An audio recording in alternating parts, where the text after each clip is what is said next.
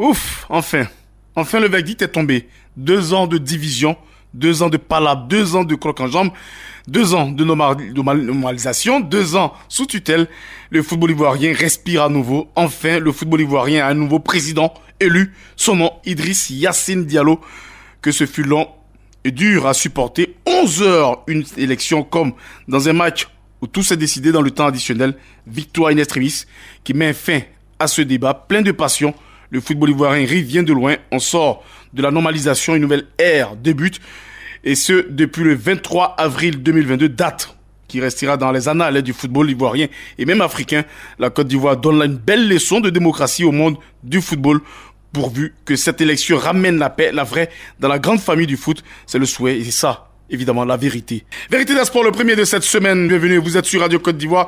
Et qu'est-ce qu'il y a au menu de ce Vérité des sports post-électoral version actualité? Enfin, le football ivoirien a un nouveau président. Son nom, Yacine Idriss Diallo. Il succède à feu Sidi Diallo. Retour sur une élection à suspense où tout s'est joué dans les derniers instants. Les détails, les temps forts et surtout les réactions à suivre dans ce VDS couleur élection à la FIF. Vous entendrez le nouveau président du football ivoirien Idriss Diallo et les 2 candidats malheureux Didier Drogba et Sori Diabaté. VDS, ça sera aussi de l'actualité avec les affiches des demi-finales des Coupes africaines, de l'escrime et du cyclisme. VDS version actualité, micro-présentation Brice Kwasi, collaboration Aduric, technique c'est l'affaire de Yo Dugafolo et bienvenue. Au passage, tous nos auditeurs qui nous écoutent, Kofi Nda de Boaké, Jean-Claude Adeux, Agnasi Kasso également qui nous envoie des messages. On va parler d'escrime d'abord pour débuter ce VDS. C'est la salle polyvalente du Palais des Sports de Trècheville qui a servi de cadre à l'ouverture de la saison au niveau de l'escrime. Ouverture de la saison sportive 2021-2022. Pour cette rentrée des classes, les escrimeurs 70 au total ont rivalisé d'endurance et d'adresse dans les épreuves de fleureux, sabre et épée au terme des rudes batailles. Les plus méritants sont distingués par leur anticipation et la précision des tirs. L'un d'entre eux, Miezan Ave, senior fleuré du Dynamo de Koumassi, lève un coin de voile sur ses ambitions.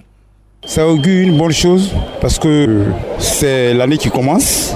Il faut que les acteurs s'imprègnent de leur discipline. C'est ainsi qu'on avait commencé la formation, le premier niveau. Mais la formation aussi, ça continue. On aura une autre formation dans le mois de mai. Et le championnat aussi commence, la coupe. Parce qu'il faut qu'on mette tous nos athlètes en jambes. Parce que nous ne sommes pas loin du championnat d'Afrique. Donc c'est pour cela que nous commençons très vite pour mettre les athlètes à jambes. Parce qu'au plus tard, en juin, nous irons en compétition internationale. Chaque fédération a déjà une équipe type. Mais quand vous commencez, il faut évaluer les athlètes. Donc, il faut détecter de nouveaux athlètes pour quand même qu'on les convoque à l'équipe nationale. C'est ainsi qu'on a commencé, au moins pendant ces 2 semaines ou ces 3 semaines, si on peut détecter de nouveaux talents pour étoffer l'équipe type. Et puis pour une reprise après plusieurs mois de vacances, le président de la fédération d'escrime juge le niveau des athlètes. On écoute ici Zadi Théodore. C'est l'objectif, maintenir le cap et puis mieux se préparer pour les compétitions internationales. Si, il y a quand même de l'adversité, mais pas négliger aussi le vivier national. On fait ce qu'on peut. Je travaille beaucoup avec les vidéos, le style de jeu qui me conviennent. Et puis après ça, j'adapte ça en fonction de mes adversaires. Pas dire qu'on regrette, je vais dire qu'on stagne. On stagne véritablement. Je pense qu'il y a une direction qui est là. Elle fait son travail. On espère que les choses vont progresser.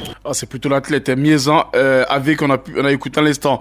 Et puis le ministère des Sports félicite le bureau fédéral qui, malgré ses maigres moyens, arrive à tenir son calendrier tout de même lors des différentes saisons, comme cette saison qui a débuté. On écoute ici Nyamien Tétania. Mes impressions sont bonnes, les équipements sont vraiment chers, mais je vois que tout le monde est vraiment équipé, fait ce qu'il peut. Et nous, le ministère, on observe tout ça et puis c'est en fonction de ça que peut les aider.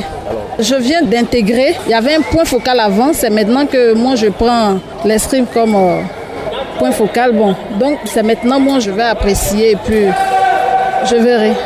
Pour aujourd'hui, je suis vraiment satisfaite parce que je vois les minimes, les cadets, les juniors, tout le monde est motivé. Et puis bon, ça va, je suis satisfaite. Allez, du cyclisme à présent, on va parler de cette compétition. La compétition disputée ce week-end à Tiersalé sur un circuit de 1,3 km parcouru 47 fois, soit une distance totale de 61 km de la mairie de Trècheville en passant par la garde républicaine. Le coureur de Cocody s'est imposé sur un peloton fourni peu en qualité, bien sûr, avec l'absence remarquée des vieux briscards, comme on les appelle, ceux de la SOA, avec une moyenne horaire également de 36 km en 1h40 minutes, 40 minutes 5 secondes pour sa première victoire. La nouvelle pépite de la petite reine ivoirienne a fait savoir sa joie évidemment au micro de Radio Côte d'Ivoire. On écoute Nguessan Élysée. J'ai fini premier, en tout cas j'étais très content pour la victoire d'aujourd'hui. C'est ma première fois de gagner une première victoire, donc j'étais très content de moi. Le secret du vainqueur, bon, si on peut voir, il y a Cissé Isiaka, bon, lui il était absent, avec Abou Sanoukous, Traoré Souleymane aussi est là. Voilà. Bon, aujourd'hui, grâce à Dieu, il était absent. Le secret est très dur, en tout cas ici seulement, je n'ai pas la chance d'ici. Mais aujourd'hui, grâce à Dieu, je remercie mes coéquipiers aussi. En tout cas, ils m'ont beaucoup soutenu. Et ils m'ont donné des conseils aussi.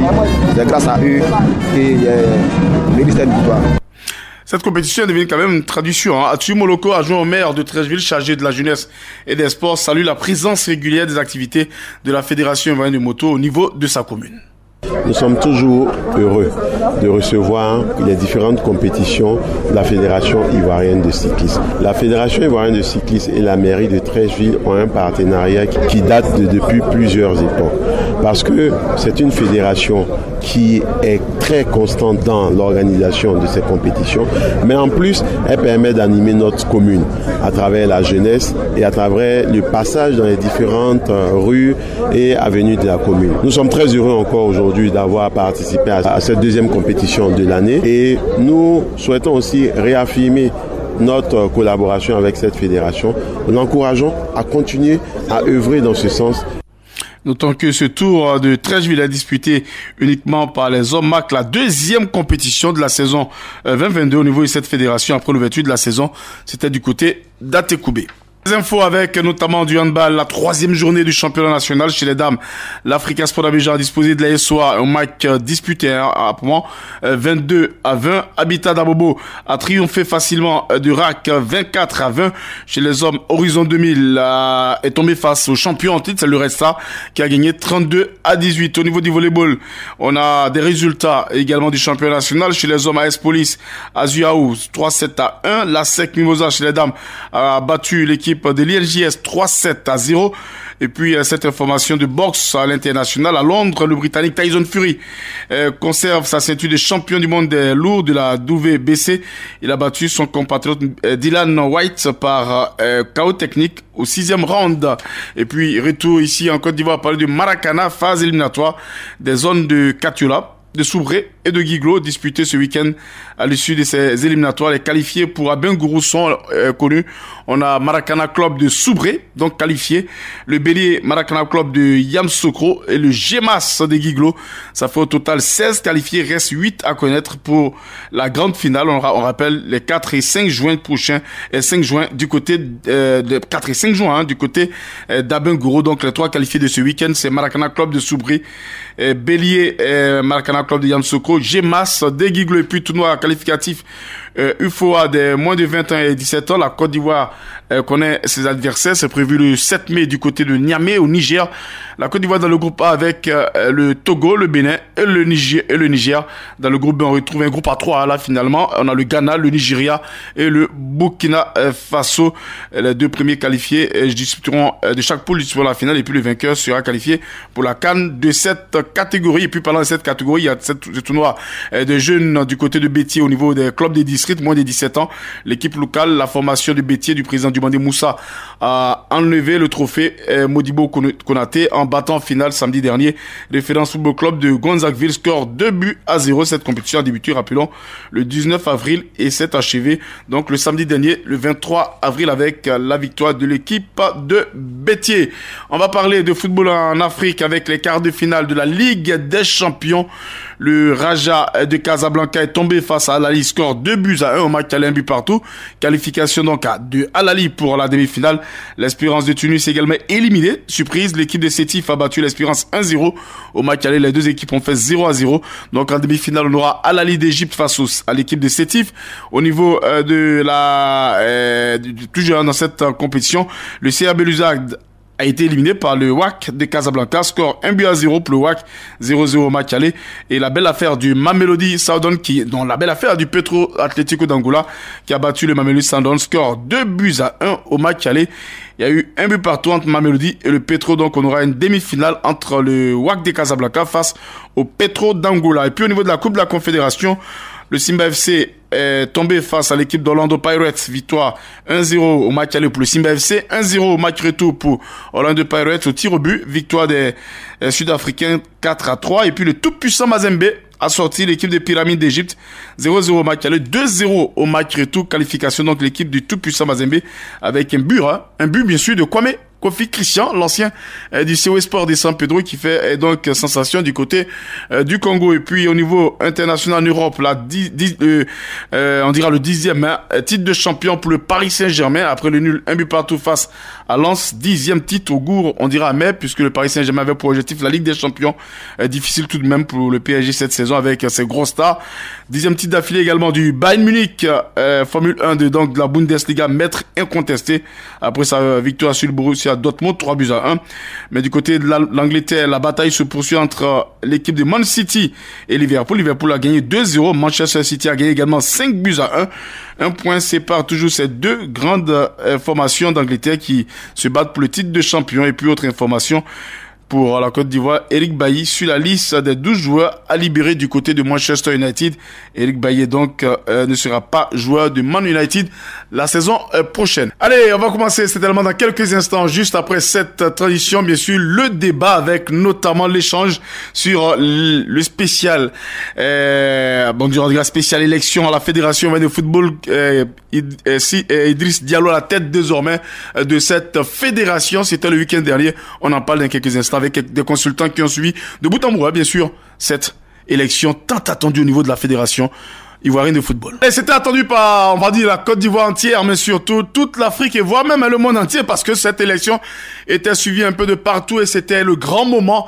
Le samedi dernier, nous avons été, bien sûr, témoins privilégiés de cette élection qui restera dans l'histoire du football ivoirien. Tout comme nos amis, nos confrères aujourd'hui, c'est bien sûr avec nos confrères. Nous avons Alphonse Camara de l'Inter. Avec vous, on va parler longuement de cette élection à la Fédération ivoirienne de football. C'était le grand moment attendu samedi dernier. Monsieur, on va commencer par Alphonse Camara. Comment vous avez préparé la descente sur Yamoussoukro? Et puis comment vous avez vécu la nuit du vendredi à samedi? Nous avons vécu cette nuit du vendredi à samedi en étant aux aguets parce que tous les staffs étaient présents, les staffs des différents candidats. Donc il fallait rester en éveil pour savoir réellement comment les choses allaient se passer. Surtout qu'à un moment donné, il y a eu cette rumeur qui a circulé comme quoi les résultats de l'enquête d'intégrité annoncé par la présidente du comité de normalisation, ces résultats étaient disponibles et que ces résultats frappaient un des candidats. Donc, il fallait aller aux nouvelles, à l'hôtel président, pour savoir réellement ce qui se passait. Sur place, la tension était palpable dans le camp du candidat Souri Diabaté, même également aussi dans le camp du candidat Idriss Diallo. Et là, il ne fallait pas s'en tenir aux rumeurs, il fallait être sur place pour voir ce qui se passait et avoir les bonnes informations. Donc, c'est ce que nous avons fait. Nous sommes restés là et finalement, comme on dit, la fumée blanche est sortie. Le candidat Souri Diabaté est venu annoncer que tous les 3 candidats étaient aptes à participer au scrutin le lendemain. Ensuite, le directeur du cabinet du ministre des Sports est venu confirmer tout cela, ce qui a fait qu'à un moment donné, la tension a baissé un tout petit peu, mais tous les membres des différents staffs étaient présents et chacun veillait au grain parce que comme on l'a dit, c'était un peu comme la nuit des longs couteaux parce que ça c'est clair, il fallait aller à la conquête des voix, s'assurer aussi que les clubs qui étaient favorables à tel ou tel candidat ne basculent pas dans un autre camp. Donc, chacun veillait sur chacun. Et tout ça aussi, ça fait partie de l'ambiance des élections. Et ça a été pas comme les autres élections que nous avons eu l'habitude de voir. Et c'est ça aussi qui démontre la passion pour le football, l'intérêt pour le football ivoirien. Et c'était une soirée, une nuit que nous avons suivie avec beaucoup de plaisir. Allez, on reviendra sur l'élection à proprement parler, mais Donikez, vous également cette nuit folle, on va le dire avec cette rumeur, aux environs de 21h, 22h jusqu'à pratiquement 23h. Vous qui suivez, vous étiez tout proche évidemment dans les couloirs avec du candidat Sori Diabaté, qui était d'ailleurs le concerné concernant cette décision, dit-on, au niveau de la FIFA, qui finalement après vérification n'était pas exact. Comment vous avez passé cette soirée? Comment vous avez vu le candidat? Comment évidemment dans son QG on a bien sûr vécu ces moments assez difficiles à supporter? Donikez. Il fallait témoin de cette élection historique du côté de la Côte d'Ivoire, surtout à Yamoussoukro. À vrai dire, nous étions là-bas à l'hôtel président. Le matin de vendredi qui se passait bien, il y avait des bonnes causeries entre les dirigeants du club, pour Sidi Diallo, pour Sori Diabaté, pour Yves Diallo, puis pour Dram Djidé. Il y avait de très bonnes causeries jusqu'au moment où, après du Condor, c'est après trois candidats pour leur annoncer une nouvelle. Et après, au cours de leur rencontre, elle a fait savoir que le résultat de l'éthique est tombé. Il y aura un ou deux candidats qui ne pourraient pas, deux ou trois candidats qui ne pourraient prendre part à cette élection. Et c'est là, attention, monte. Mais il faut souligner l'esprit fair play du candidat Yves Diallo. Quand on a reçu cette nouvelle, c'est avec que celui qui avait été visé, il était à ses côtés, il était avec lui de la salle, selon les rumeurs que c'est ce que j'ai appris, de sortie, et après, ils sont revenus, ils sont partis. Après, vous parlez des deux candidats, Idriss Diallo. C'est que, lorsqu'ils sont sortis, c'est là, il y a eu le coup de fil de partout dans la musée. Et après, une heure, 2 heures après, elle a rappelé pour dire que personne n'est jugé, que les conclusions venues ne concernent pas un candidat. Et M. Sori Diabaté est sorti pour annoncer que tout le monde peut être candidat. Tout le monde est candidat, tout le monde peut aller au scrutin de samedi. C'était la grande joie dans la salle, la cuillère. Après, le directeur du cabinet du ministre, accompagné du président Yamoussoukro, est venu se confier à la presse pour dire qu'on ne peut pas changer les règles du jeu en plein match. Donc, tous les candidats devaient aller aux élections et les élections qui s'étaient passées dans le cadre. Le candidat Diallo a rapporté. On reviendra sur ces élections parce qu'on a vraiment, on veut tout savoir pour le moment. On est dans la nuit, du vendredi à samedi. Et Guy Alain, vous aussi dans cet hôtel-là où tout se passait, est-ce que vous avez senti de la pression sur à la fois le candidat Sori Diabaté et Idriss Diallo lorsque il y a eu cette annonce, cette information qui finalement a été carrément, c'était quand même une alerte qui a été rejetée pratiquement puisqu'on est reparti avec les 3 candidats? Pour ma part, je n'étais pas avec le président cette nuit-là. Nous étions avec le candidat. C'était à l'heure de... Ah, vous étiez au QG alors? Et il a reçu un coup de fil l'invitant à une réunion à l'hôtel président. Et tout de suite, il a mis fin à la rupture et il s'est rendu sur le champ. Mais moi, ce que je veux préciser, c'est que la sérénité était dans le camp de M. Yassine Idriss Diallo. La sérénité était totale parce que tous les membres actifs qui sont avec lui savent qu'il était irréprochable. Donc, tout le monde préparait l'élection du lendemain. Et voilà, vers 23 heures, il est revenu, il a fait le point de ce qui s'est passé là-bas. Ce que je retiens, tous les 3 candidats sont maintenus pour la bataille de demain. Et donc, voilà, nous, on a continué à préparer cette élection, à entretenir les membres actifs qui sont avec le groupe. Quelques jours, la veille, il y a eu une réunion préparatoire où la normalisation, le comité pour cette élection nous a déballé comment le processus allait se passer. Et donc, nous sommes évertués à entretenir les membres actifs pour que cette élection se passe bien. Allez, messieurs, on a fini cette nuit. Finalement, tout rentre dans l'ordre. Les 3 candidats sont retenus pour l'élection du samedi. Un peu de repos parce qu'aux environs de 1h, c'est là que tout le monde a quitté un peu l'hôtel et je rejoins les différents lieux de séjour, on va le dire ainsi, pour mieux préparer l'élection du samedi. Et samedi, Alphonse, le cordon sécuritaire était impressionnant du côté de la fondation Félix Houphouët-Boigny. Et moi, sur l'aspect sécuritaire, messieurs, on a passé plus de 2 heures, 3 heures à la porte avant d'accéder, on va le dire un peu tous dans cette salle où devaient se tenir ces élections. Alphonse Camara. Oui, il faut dire que déjà la veille, je veux parler le samedi nuit à l'hôtel président, le préfet de Yamoussoukro avait déjà prévenu que le samedi, toutes les forces seraient mobilisées, c'est-à-dire la police, la gendarmerie, la garde républicaine et le CCDO. Et donc le matin, sur place, on a fait le constat. Ils étaient bien là, déjà à 100 mètres de l'entrée principale de la fondation.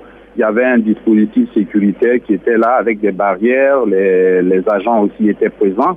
Donc il y avait ce premier checkpoint de contrôle là qui permettait déjà de dissuader tous ceux qui avaient peut-être l'intention de perturber la tenue de cette assemblée générale. Ensuite, il fallait se rendre maintenant à l'entrée même devant les grilles de l'hôtel de la fondation pour retirer les badges, aussi bien pour les invités et que pour les journalistes.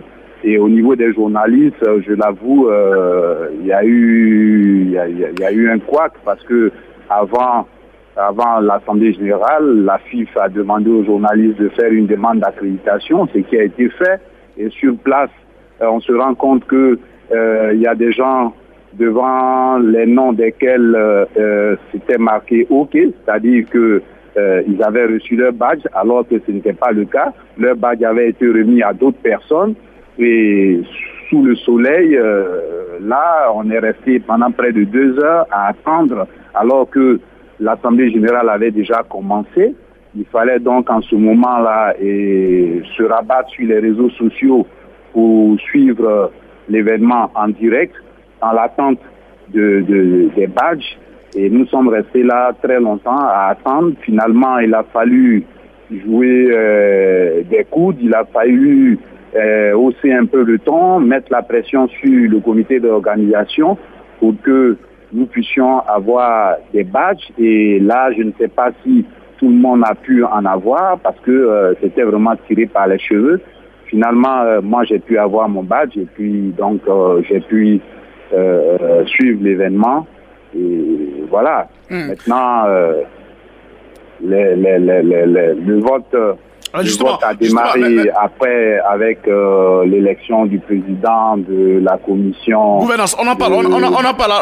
Alphonse, on en parle. On a vu un peu la difficulté à nous également. On a eu droit à... Donc, c'était assez difficile. En tout cas, ça n'a pas été facile au départ pour les médias, mais finalement, tout est rentré dans l'ordre. Il fallait le souligner parce que c'est très important. On a vu nos confrères de la presse internationale également très énervés, pareil également pour nous-mêmes. On a pu jouer également par expérience pour pouvoir accéder, faire le direct comme on l'a fait sur Radio Côte d'Ivoire. Messieurs, nous sommes en plein dans la salle maintenant. On commence avec la commission gouvernance, audit et conformité. Il y avait au total 6 candidats, Gueye Ekaré, Koulaï Valentin, Kwasi Parfait, Maison Noël, Kone Aruna, Gondo Pierre. Au finish, 2 ont réussi à passer le premier tour. Gondo Pierre et Maison Noël qui ont pu passer donc le premier tour. 53 voix pour Gondo Pierre, 45 voix pour Maison Noël. Guy Alain, est-ce que ces résultats vous ont surpris lorsqu'on avait un nom comme Kwasi Parfait qui n'a récolté aucune voix alors qu'on s'attendait à le voir comme, on le dit, un probable président de la commission gouvernance? Je dirais que je suis surpris et pas surpris aussi parce que quand on regarde un peu comment les choses se sont déroulées, on peut ne pas être surpris. C'est vrai que Parfait Kouassi, c'est un homme du milieu du football, du milieu du sport. Il a été président du Comité national de soutien aux éléphants, le CNSE. Mais le CNSE, ce n'est pas les clubs. Ce n'est pas les clubs. Est-ce que, en son temps, étant au CNSE, il a eu des rapports assez étroits avec les présidents du club, parce que c'est eux les votants? Est-ce que il était proche du staff d'un des candidats? Je ne sais pas. Toujours est-il que il s'est retrouvé avec 0 voix. Ça veut dire que c'est un désaveu des présidents des clubs qui se disent qu'ils ne le connaissent pas, il n'est pas proche d'eux, il n'est pas proche d'eux. Contrairement à quelqu'un comme Gondo Pierre qui a été membre de la fédération sous Sidi Diallo, il a été porte-parole en sa qualité de jury. Donc il était déjà dans la maison et en plus de cela, il était dans un groupement de clubs qui... il était également membre du GIC aussi, clairement, ouais. Voilà, il a un groupement de clubs, de présidents de clubs. Donc, c'est quelqu'un qui était bien intégré, bien imprégné de la situation. Et je pense que cela a joué en sa faveur. S'il a gagné, cela a joué en sa faveur. Les gens se sont reconnus en lui. Et puis, il y a aussi, le discours qu'il leur a tenu. Et il y a aussi son passé au niveau de la fédération en tant que juriste et tout ça qui ont milité en sa faveur, quoi. Donc, voici comment moi j'explique l'élection de Gondo devant Parfait Kouassi et Menza. Allez, Guy Alain, Gondo Pierre, donc finalement qui gagne 69 voix, 51,6%. Maison Noël, 62 voix, 47,33%. On a eu Maison Noël, candidat, dit-on, de Sori Diabaté. Gondo Pierre, candidat de Idriss Diallo. Guy Alain, vous, est-ce que déjà c'était le premier signal, la victoire de Gondo Alain, c'était une victoire logique pour vous? Absolument, c'était un succès logique. Je suis d'accord avec Kamso, Alphonse Camara, qui dit le peuple a choisi Pierre Gondo. Vu son parcours, c'est difficile de ne pas trop connaître quelqu'un, se fier seulement à son CV pour lui confier cette commission aussi importante. M. Pierre Gondo, il a fait ses preuves en son temps lorsqu'il était à la Fédération de football. Et là, il n'a pas quitté le milieu. Il est resté avec les clubs. Le sérieux qu'il met dans tout ce qu'il fait, dans le travail, moi je le connais au quotidien. Il apporte son savoir à n'importe quel club. Il renseigne, vraiment il est aux côtés des clubs. Donc je pense que c'est du tout cela que les clubs vont choisir. On va écouter d'ailleurs, avant d'entendre Dounikas de l'autre côté, on va écouter le vainqueur, Gondo Pierre, donc nouveau président de la commission gouvernance, audit et conformité. Gondo Pierre, à l'issue de son élection à la tête de cette commission. Ce sont des mots de gratitude à l'endroit de mes amis, mes collègues délégués, présidents de club. Comme je leur ai dit en introduction à cette élection, nous venons de loin. Nous venons de loin et aujourd'hui nous avons fait cette marche ensemble. Cette étape que nous franchissons aujourd'hui est une étape importante qui devrait permettre à notre organisation de repartir de plus belle. Et l'acte qu'ils viennent de poser en choisissant l'un de leurs pour diriger cette commission qui a des fonctions importantes, pour moi est un acte de responsabilité pour dire que les présidents des clubs sont prêts à prendre leurs responsabilités comme ils l'ont toujours fait pour relever les défis qui se posent à leur institution. Quand vous regardez, j'allais dire la liste des personnes qui sont candidates, il y a de la qualité, il y a de la valeur. Et en toute humilité, mon rôle sera donc peut-être un rôle de coordination, mais un rôle vraiment au service de ces compétences-là pour que nous puissions aider notre institution à aller de l'avant. Bien sûr, Morou Bané, avec nous ici en studio. Morou, allez, Gondo Pierre élu comme président de la commission gouvernance, audit et conformité. C'était déjà un premier signal de ce qu'il y aurait des blocs dans cette élection? Effectivement, disons que c'était un premier signal, surtout qu'on nous a dit que l'homme Gondo Pierre, qui a été par le passé, je crois, porte-parole de l'ex... Autant de Sidi Diallo d'ailleurs. Autant de Sidi Diallo, il a dû partir pour des problèmes de compréhension. Et déjà, ça a retracé le bloc parce que on le dit très proche de Idriss Diallo. Est-ce qu'il n'a pas bénéficié des électeurs de Idriss Diallo? C'est tant mieux, mais l'essentiel est qu'il ait pu se détacher au milieu de toutes ces candidatures et qu'il ait pu accéder. Parce que l'homme, déjà, il connaît la maison de verre.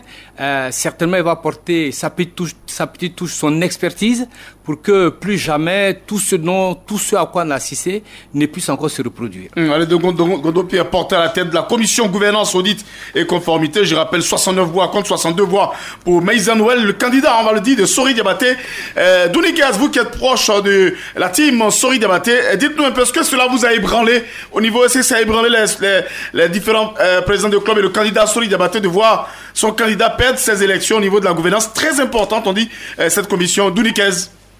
Non, cela n'a pas ébranlé tous les membres du candidat Sori Diabaté, puisque Gondo Pierre partait largement favori, puisque Gondo Pierre était un homme du Sénégal, connaît bien tous les acteurs du football, il connaît bien avec tout le monde. Monsieur, même avec le soutien de Sori Diabaté. Monsieur Maïza a été présenté, vous avez vu comment il a été voté par tous les délégués de Sori Diabaté. Il faut faire la différence au cours de ce vote, ce sont les hauts Didier Drogba qui ont fait la différence. Parce que eux, ils connaissent bien monsieur Gondo Pierre et ils ont porté leur voix sur monsieur Gondo Pierre. C'est un mérite pour lui, puisque c'est un homme du milieu, il connaît très bien le milieu du sport ivoirien. Il côtoie tous les candidats et il côtoie tous les clubs du Côte d'Ivoire. Donc, j'espère qu'il va bien travailler, il va bien surveiller la compétence de la FIFA, il va bien surveiller M. Idriss Diallo dans sa gestion pour voir ce qui va se passer. En tout cas, il a gagné 7 voix, vous l'avez dit, hein, donc les soutiens certainement Didier Drogba ont accordé plus de voix à Gondo Pierre au détriment de Maïza Noël, donc qui arrive à la 2e place. Donc c'est Gondo Pierre qui est le président de la gouvernance. Et puis il y a une vice-présidente, une dame, la politique du genre, elle également l'a gagné au niveau de cette commission, vice-présidente Nyawa Adeline. On écoute d'ailleurs la dame, la seule qui a eu à gagner beaucoup de cette longue élection, cette journée de ce samedi. Mes premiers mots, c'est des mots de reconnaissance. D'abord à Dieu, comme je disais, qui a permis que je sois là aujourd'hui. Et puis aussi à tout le collège électoral qui m'a fait confiance et qui m'a accordé cette. D'abord, de faire savoir que travailler avec tout le monde, je serai là pour écouter tout le monde. Et surtout accompagner la commission pour rester attachée à sa mission, à son mandat, qui est de mettre en œuvre, d'appliquer les textes adoptés par l'Assemblée générale. Madame Nyawa Adeline, donc, qui est vice-présidente de cette commission gouvernance, audit et conformité. Puis on a eu 12 membres également qui ont été votés. Messieurs, c'était le grand moment. C'était le grand moment. Élection au niveau de la présidence de la Fédération de football. 3 candidats. Il y a eu ce premier tour, Didier Drogba, Sori Diabaté et Idriss Diallo. Avant de parler du 2e tour, puisque demain on reviendra longuement sur les secrets et de cette élection. Il y a tellement de choses à dire dessus. Messieurs, ce premier tour qui déjà était assez important, on a vu un premier tour serré entre Idriss Diallo, Sori Diabaté et puis ensuite Didier Drogba. Premier tour remporté par Idriss Diallo, 59 voix, suivi de Sori Diabaté, 50 voix, et puis Didier Drogba, 21 voix. Didier Drogba éliminé au premier tour. Est-ce pour vous une surprise, Alphonse Camara, de voir Drogba sortir, le candidat dit-on du peuple, sortir au premier tour, Didier Drogba éliminé, 21 voix face à Idriss Diallo, 59, et puis Sori, 50 voix. Alphonse Camara. Je suis pas très surpris. Voilà, je suis pas très surpris dans la mesure où on a suivi le processus électoral de bout en bout. Je veux dire, durant presque 1 an et demi, on a suivi un peu les choses. D'abord, après la suspension du processus par la FIFA, on a vu ce qui a conduit à la suspension du processus. Ensuite, lorsque le comité de normalisation a été mis en selle, on a vu également comment les choses ont évolué. C'est vrai que Didier Drogba, c'est l'icône du football ivoirien. C'est un ambassadeur de la Côte d'Ivoire et tout. Il est aimé par le public. Il est aimé, il a des fans partout. Mais est-ce que cela se ressent véritablement au niveau de ceux qui décident le football ivoirien? Je veux parler des clubs. Et c'est à ce niveau-là que je pense que Didier, comme lui-même il le dit, il ne maîtrisait pas les codes. Voilà, il ne maîtrisait pas les codes. Il en est conscient. Et donc, cela ne lui a pas facilement, disons, cela ne lui a pas facilité la tâche. Quand bien même le verrou de parrainage a été levé, les parrainages sans certification a été levé. Le résultat que nous avons vu samedi nous démontre qu'il n'était pas vraiment dans le bain. Et ceux qui décident ont donné leur décision et on a vu qu'au premier tour, il est sorti avec 21 voix, 16,54%. C'est compris, voilà. Alphonse. Évidemment, Guy Alain, vous également, Didier Drogba, on l'attendait, on se disait, il peut créer la surprise, mais finalement, les deux favoris, Idriss Diallo et Sori Diabaté, sont détachés. Didier Drogba est venu loin derrière. Réaction dessus rapidement.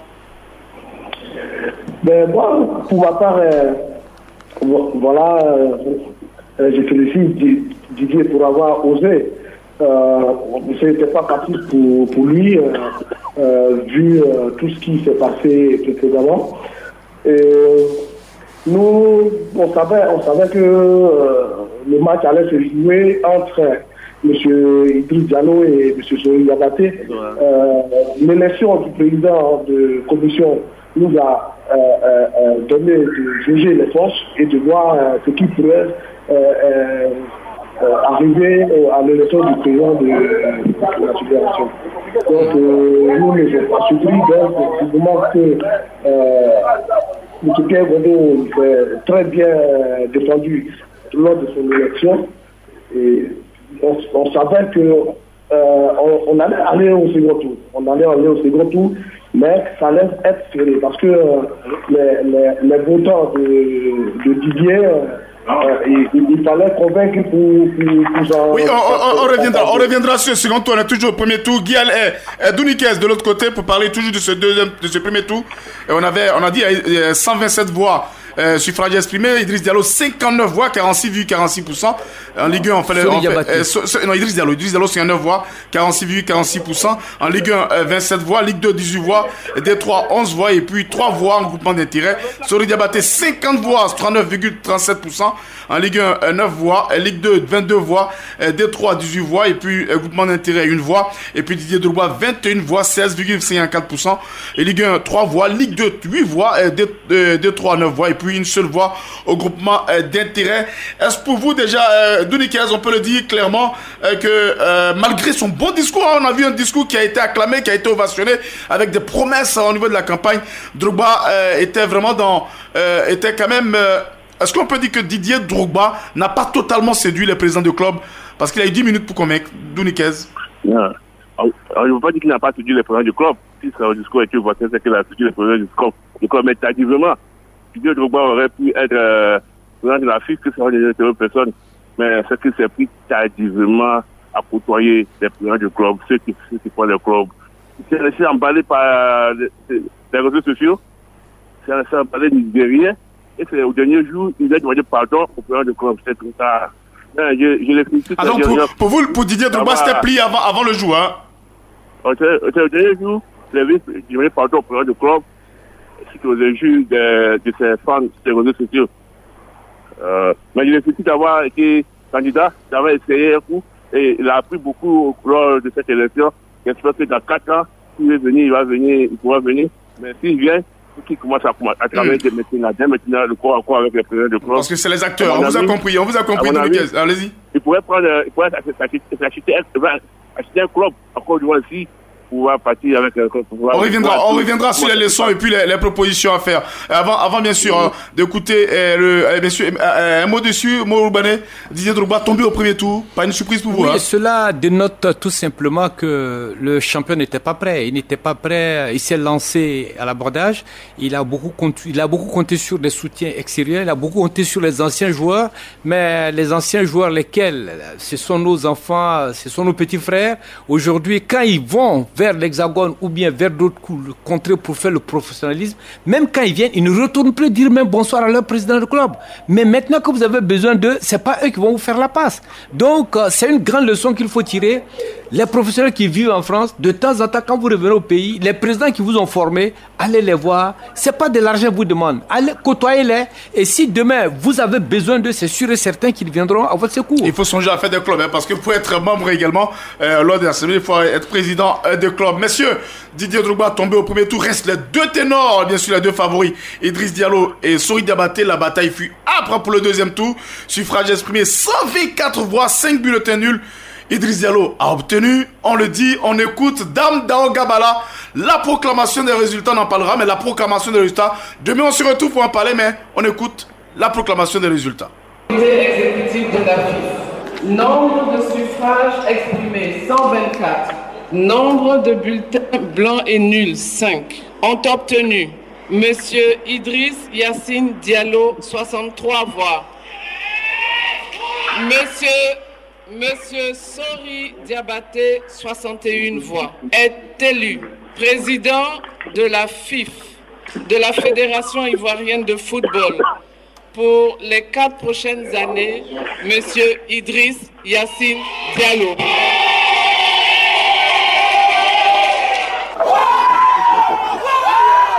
La joie des clubs supportant le président Idriss Diallo.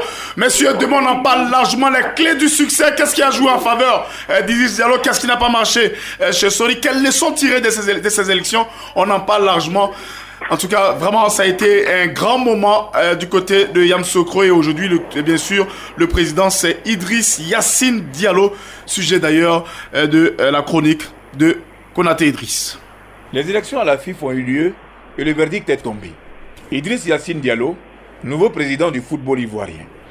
Idriss Diallo a été choisi par les dirigeants des clubs et autres acteurs du football habilités à voter devant les deux autres candidats, Sori Diabaté et Didier Drogba. C'est surtout cela que l'on peut retenir. Pour le reste, on pourra épiloguer, faire des commentaires ou s'attarder sur certains détails qui gardent leur place, tout leur intérêt, dans un débat démocratique. Ici, le jeu était ouvert et le collège électoral s'est exprimé librement. Sur les notes techniques, Idriss Diallo l'a emporté de justesse avec 2 voix de différence, 63 contre 61 devant Sori Diabaté. Les deux hommes avaient atteint ce stade du second tour après avoir passé le premier round où le troisième candidat, Didier Drogba, avait été recalé après avoir récolté seulement 21 voix sur 130. À ce niveau, Idriss Diallo était déjà en tête avec 59 voix contre 50 pour Sori Diabaté. De cette élection, l'on a entendu beaucoup de choses. Elle a suscité autant de passion. Tout cela sans nul doute à cause de l'un des postulants, la mégastar et ancien capitaine de l'équipe nationale de Côte d'Ivoire. De son intention à la formulation de sa candidature jusqu'au scrutin, il a bénéficié d'une adhésion populaire. Le grand public et la majorité des sportifs qui gardent en mémoire les sensations qu'il a apportées, son engagement pour le rayonnement du pays à travers le football, son amour et son sens du devoir devant les couleurs nationales ont vite fait d'épouser sa cause. Pour la grande majorité des Ivoiriens, il était l'homme de la situation. Pourquoi n'a-t-il pas réussi? Pourquoi le peuple voulait-il son élection alors que ses propres pairs et les principaux acteurs du football ivoirien lui ont dit niet? Que lui reproche-t-on? Va-t-il se réarmer pour revenir en force et être ce véritable sauveur du football, comme le pensent beaucoup d'Ivoiriens? Le temps nous suffira. Il a 4 ans devant lui pour se préparer et faire face à ceux qui lui reprochent de ne pas bien connaître le milieu du football au plan national et de ne l'avoir pas suffisamment côtoyé. Il n'y a pas de petite élection. L'on a l'habitude de l'entendre. Cette consultation à la FIF a polarisé tellement l'attention qu'elle a largement débordé le champ du simple football et celui du sport. Au fil du temps, malheureusement, elle semblait polluer l'atmosphère au quotidien, au point où l'on avait hâte que les choses prennent fin. Le dénouement appelé de tous les vœux. Avec l'Assemblée générale élective à Yamoussoukro, le débat s'achève avec l'avènement d'un nouveau président. Idriss Yassine Diallo, 61 ans, bien connu du milieu pour avoir déjà été vice-président de la fédération dans différents comités directeurs par le passé. Il prend les rênes. Il est élu pour un mandat de 4 ans, renouvelable une fois. Il est le président de tous, ses propres partisans, et l'autre moitié qui a voté son adversaire, Sori Diabaté. À ce titre, il devra s'atteler à rassembler une famille fortement divisée jusqu'à ce samedi 23 avril de l'an 2022, date de son élection. La tâche est énorme, mais elle reste surtout exaltante dans un contexte où il est question d'un retour à l'ordre après une mise sous tutelle de 2 ans suffocante qui ont fait perdre beaucoup à notre football, qui retrouvera enfin, on l'espère, le grand soulagement. Juste un avis, Konaté Idriss, à lundi prochain. Merci. Même heure. Merci Konaté Idriss, merci à Alphonse Camara, merci à Dounikaz également. Guillaume, merci. On se retrouve demain pour sortir les secrets, les clés qui ont fait la différence dans ces élections. Merci. Merci à Moroubane en studio ici. Et puis à demain pour faire le... Merci messieurs. Radio Côte d'Ivoire, Abidjan 88.fm.